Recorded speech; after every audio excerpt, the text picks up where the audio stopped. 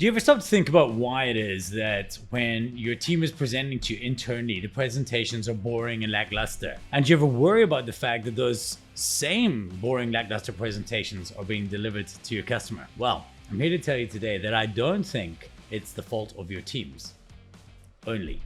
And I want to explain to you how we can make those internal presentations better and as a result make every presentation better. So stick around.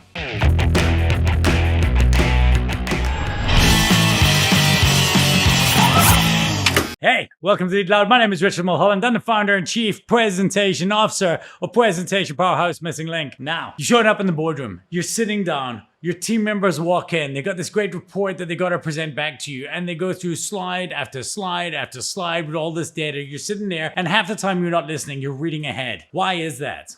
Well, my friends, it's because they're doing what you asked them to do. Now, at the end of this video, I'm going to share with you 3 questions that you can deliver to your teams. Or if you are the person presenting, 3 questions you can confirm with whoever's asked you to do this internal presentation that will instantly make every single one of these presentations better, more enjoyable, and actually be more likely to get an impact. Look, let's start off with these kind of report presentations. These are the presentations that Jeff Bezos, remember that famous thing that Jeff Bezos in his shareholder report, he actually banned presentations from Amazon. Jeff Bezos banned presentations and everyone's like, oh, Bezos is banning presentations. Well, no, because 2 months later, he did a big presentation. He's banning a certain type of presentation. And this is the number one question we get asked in Boredom Slayers or presentation training, is that people will come to us and they'll say, yeah, but we're not doing those kind of presentations. The presentations we have to do is when our boss asks us to deliver a report.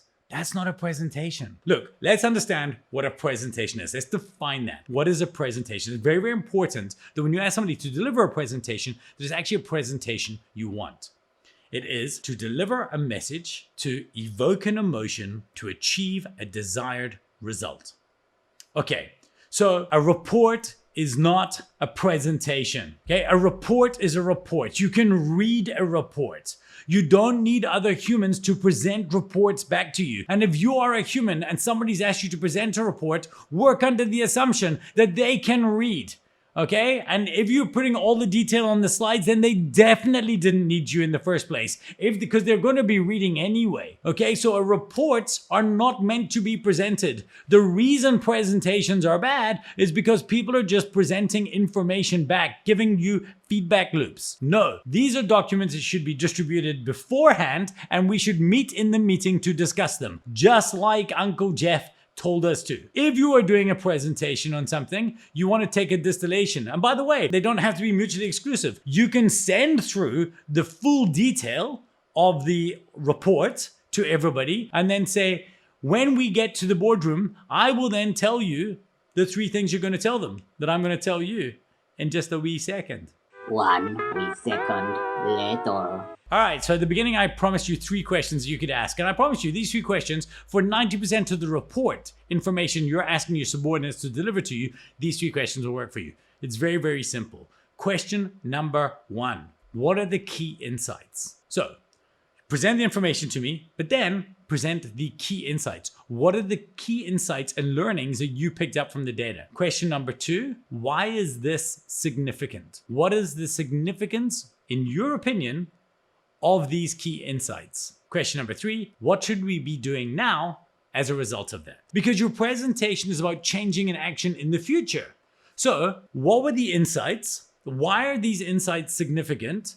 And what should we be doing, in your opinion, as a result of this? If you ask your team to do that, then you're actually asking them for some degree of research agency and opinion. They will become so much more invested in the presentation because all of a sudden it's their ideas. And there's a good thing comes out of this. First of all, you'll enjoy it more. Why? Because they will enjoy presenting more. They're not just delivering information back at you, they're delivering their thinking back at you, and they'll be a lot more invested. Your audience cannot enjoy receiving a presentation more than you enjoy delivering it. So if you can create a presentation that you're invested in, that you put your heart and soul, and more importantly, your brain into, all of a sudden you're going to enjoy delivering it. And that means you, as the leader of the business, are going to enjoy receiving it. It's a much better way of doing things. The best part though, is that you're not just going to be learning something about your company, but you're going to be learning something about the people in your company. Because all of a sudden you'll see who are the smart, insightful ones. You're learning something from the presentation,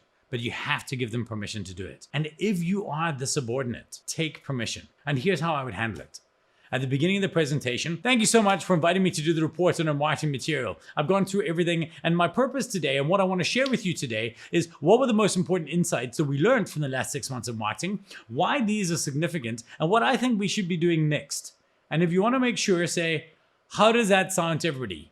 Does that sound like a good use of the next 15, 20 minutes? They're not going to say no unless they give you a completely different brief, in which case, read the brief. But they won't. They'll say, that sounds great, and they'll nod at you. At the end of that, you will look smarter to them. They'll be like, that one's all right. And that's what you want. Otherwise, all that they're getting is the information. The only information they're getting is the information from the report. Now they're getting an opinion about you. What do you have to do is, those presentations, they can't get any more shit. You're going to get a whole lot better information from the very, very people that you respect the most. I hope you respect them the most. They're your team. Until next time, lead loud.